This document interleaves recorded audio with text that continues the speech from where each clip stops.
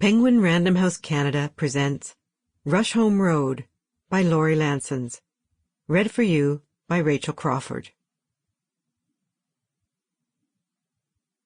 Indian corn. It stinks of piss in the room. Sharla Cody breathes it in, thinking it's a sweet stink. Reminds her of the little white flowers Mum Addy planted instead of grass on the square out front of her trailer. They keep coming up, those little flowers, year after year. Sharla likes the notion of seeing them each spring, like an expected but unreliable guest. Sharla forgets the name of that piss-stink flower. Alyssum, Mum Addy had told her, and said though it was not technically a perennial, it would surely come back, and it did. Mum Addy said, that's nature. Some flowers self-seed, and that's just what is. Only a fool would take the time to wonder about what is. Once Sharla made a bride's bouquet out of the white flowers. Mum Addy shook a yellowed curtain from her mending bin and fastened it to Sharla's hair with wooden clothespins. They walked down the mud lane like Sharla was the princess bride, and Mum Addy was the lady holding her train, doing that step, then stop, like brides do. Mum Addy sang some pretty love songs Sharla never heard before, or since.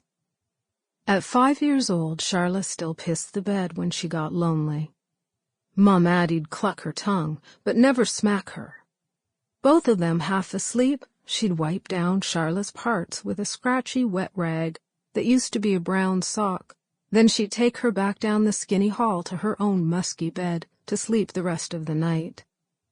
Mum Addy wasn't Sharla's mum. She wasn't even a relation.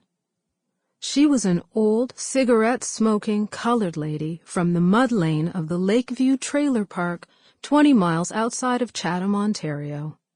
Sharla was sent to live with the old woman when Emilio moved in with her real mum, Colette. Emilio said if Sharla gave him a thimble more grief, he'd set her fat ass on the stove.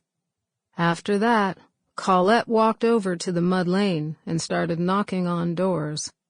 At the third place she tried, old Addy Shadd said she'd take the child in if Colette would give her a few dollars for food and such. They never did get to the Kmart for new summer sandals like Colette had promised. Colette stuffed a white plastic bag with Sharla's bunched-up shorts and a couple of tops, a too small swimsuit, and the pajamas with the kitten on it. Colette said, Mothers send their kids to camp, don't they? And boarding school if they got the money. No difference, so. Yeah, but it ain't camp, her neighbor friend Crystal said. I could give a shit, Crystal. Anyways, it's only till September, and Emilio's car accident money runs out. Sharla knew her numbers, so there was no good reason why Colette had to walk her all the way over to Addy Shadd's. If she wasn't retarded, though Emilio suspected she was, she'd find number 4 on the mud lane. Besides, Emilio couldn't wait to fuck Colette on that green velveteen lazy boy in the living room without worrying Sharla'd walk in on them again. Colette lived off welfare and whatever boyfriend. You'd guess her about 17 if you didn't know she was 22. She was shapely, with creamy white skin, dyed blonde hair, and rare-colored eyes that men said things about sincerely. She fucked Emilio good after she found out how much he'd be getting from the settlement. Emilio knew he'd be gone when his money was gone. He didn't care. Just looking at her mouth made him throb. When it was time to leave for Addy Shadd's, Emilio hustled Sharla out the door. Have fun swinging with them porch monkeys. Sharla was confused because she hadn't been told there'd be monkeys. Colette waved, whispering sad things about sending off her baby girl. Emilio patted her shoulder and pretended he didn't think she was full of shit. In spite of the name of the place, there was no view of Lake Erie from the trailer park. And in spite of the claims No way you could see across the lake to Cleveland on the American side, even on the clearest of days. Addy Shadd had settled at the trailer park in the late 50s because it was as close to the water as she could get on the money she had. She thought it'd just be a temporary address, but after 20 years at the park, she accepted that she'd never have a real lake view. The weather'd been dry. Sun baked the mud lane where Mum Addy and most of the other colored people lived and formed it into rivulets of hard earth. Hurt to walk on in bare feet, and no good for a bicycle tire. Between the evenly spaced white and silver trailers, tomato and cucumber plants got ready to choke up cages of rusty chicken wire. On most of the squares in front, there were old wood chairs and dented trash cans, a patch of crabgrass or nothing. But Mum Addy grew those tiny, white, piss-smelling flowers on her square and felt the better for beautifying her neighborhood. Sharla was squatting on her haunches, picking up kernels of hard Indian corn from a pile near a shabby trailer somewhere on the way to Addy Shadd's.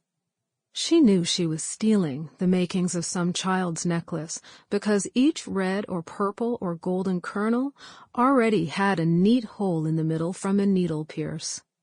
She wanted the kernels and meant to make her own pretty necklace, maybe for Colette.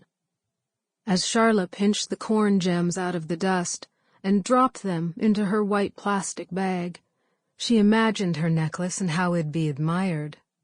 She saw the shadow, but not soon enough. The foot caught her in the small of her back and drove her into the ground. She turned around to see who'd kicked her, blocking the sun with her hand. "What, Fawn?" Fawn Trochot was 7 years old and lived with her Aunt Crystal in the trailer across from Sharla and Colette. Fawn had curly yellow hair and cloud-white skin and big blue eyes like a picture Bible angel. Sharla knew the Indian corn didn't belong to Fawn. She also knew it didn't matter. Sharla got up, clutching the white plastic bag, watching Fawn. She didn't dare speak. Fawn took a step closer, kicking dust at Sharla with her dog-chewed flip-flops. Sharla flinched, thinking Fawn meant to hit her. But Fawn didn't strike again. She just ripped the plastic bag from Sharla's clutches and ran away. A couple of bored mutts started a fight on the road. Sharla watched them, thinking she'd feel better and know what to do next if she could cry.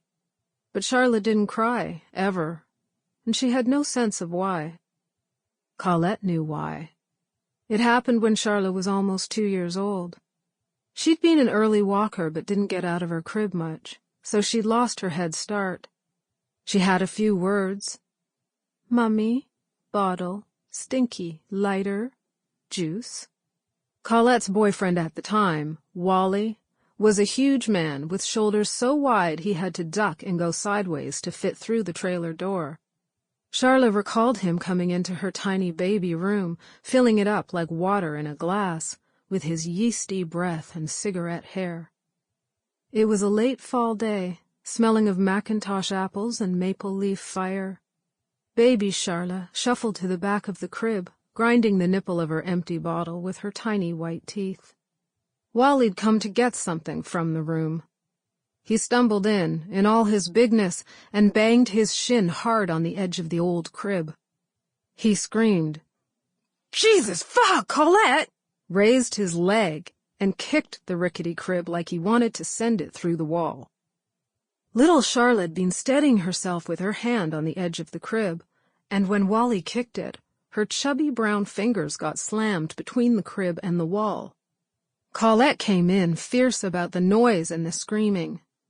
"Shit, Wally, you fucking asshole, why'd you get her going?" "I never laid a finger. I never fucking touched her." Colette threw a shh Sharla's way, and pushed Wally out of the room, banging the door shut behind her. Baby Sharla screamed and tried to pull her mashed fingers out from between the wall and the crib. She used her words. "Mummy, hand. Mummy, hand. Mummy, mummy, mummy, mummy." Colette only came back into the room to yell, "Shut!" Sample complete. Ready to continue?